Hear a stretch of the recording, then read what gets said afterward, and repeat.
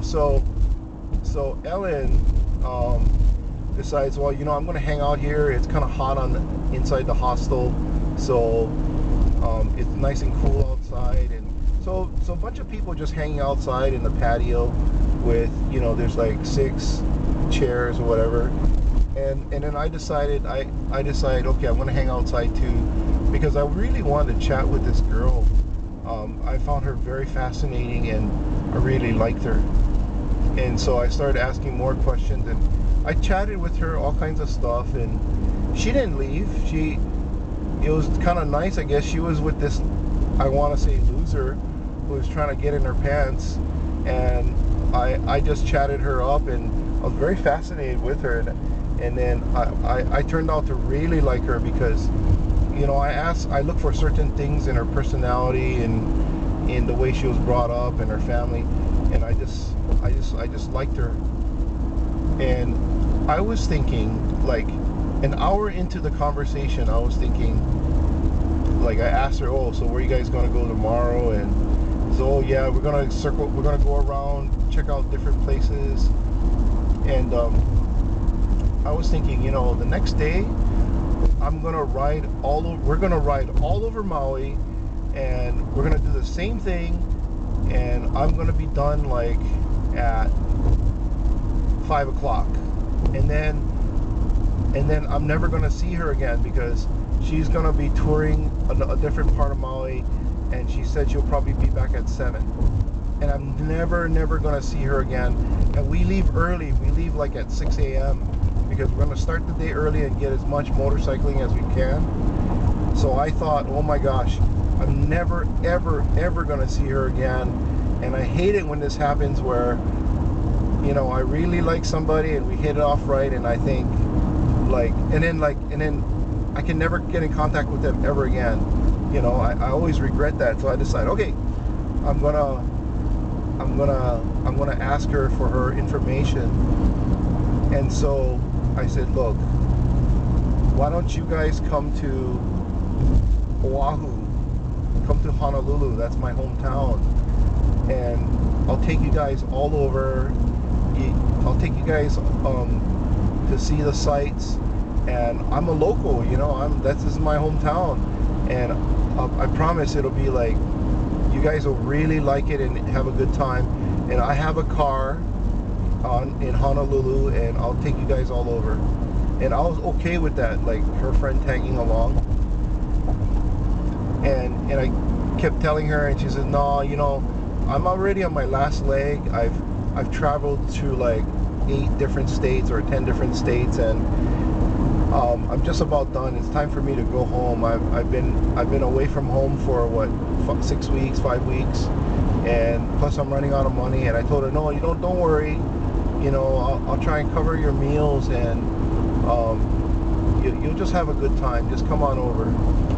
And the hostel's pretty cheap too. But anyways, I tried talking to her, but she was like, well, yeah, okay, well, thank you for the invite. And I wasn't gonna convince her about coming. And her friend, her travel companion, wasn't even sure about that, and I didn't think he would want to come anyway, so I thought that wasn't going to happen. But anyways, what happened was, I decided, okay, you know what, I'm never going to see this girl again, and shoot, I really like this girl, and so I decided to move in for a kiss. Knowing this girl for less than 2 hours, 45 minutes or half an hour the first time chatting, and the second time chatting for another hour, and then I move in for a kiss, and she doesn't budge, and she says, is this what Americans do? And I ignored her question, and I kept moving closer, and I kissed her. And then she said, is this customary? And I ignored the question again, and I kissed her some more. And she responded.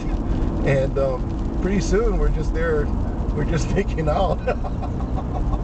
And I just feel great. man, I felt great. And that was it. And, it's like, okay, well, after about 5-10 minutes of kissing, it was like, okay, it's time to go to, she was going to go to her room and go to sleep because it was already late. And she went to the restroom to brush her teeth. And then I waited for her because I was like, oh, I want to kiss her again after she comes out of the restroom. So she came out of the restroom and I got to kiss her again. And then I went to bed and went to sleep. And that was it. That was like, wow, that was such a happy time in my life, because I was broke. I was unemployed for 2 years and I didn't have money. I had money. I mean, I borrowed money to survive, and I had some money that was borrowed actually, and I bought a Ninja, the ZX-10, because my friend Arnell was, I'm sorry, yeah, my friend Arnell and Mark wanted to do Maui, wanted to tour Maui. They always wanted to do it, and they kept bugging me to do it, and then finally they booked it. So I decided, okay, I'll just go buy a motorcycle and just buy it for temporary usage, like use it for like however long and then sell it, right?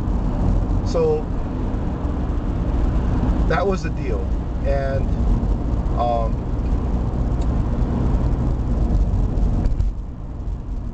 that's why I bought it, not because I was full of money, but because I hadn't been in Maui for a few years, and I wanted to do it again. And plus I figured if I could buy it and then sell it and then break even, I'd be okay. And so that's what I did. And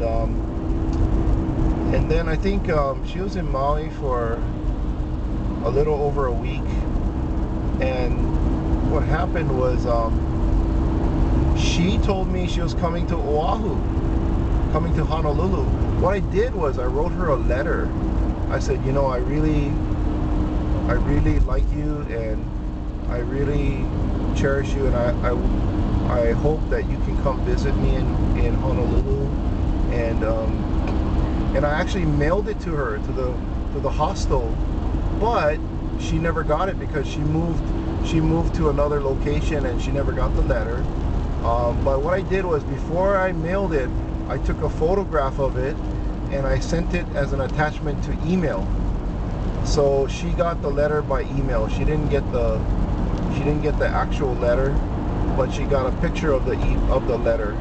So she said that letter convinced her to come to Hawaii, come to Honolulu, come to Oahu, this island, and ditch the guy. The guy was a problem for her. Like, I guess he tried getting together with her and she didn't like him. And anyways, that's another story. Okay, so, and anyway, this is going somewhere. Actually, the story, there's a lot more going on to the story, and it needs to be continued. So continue it some more later.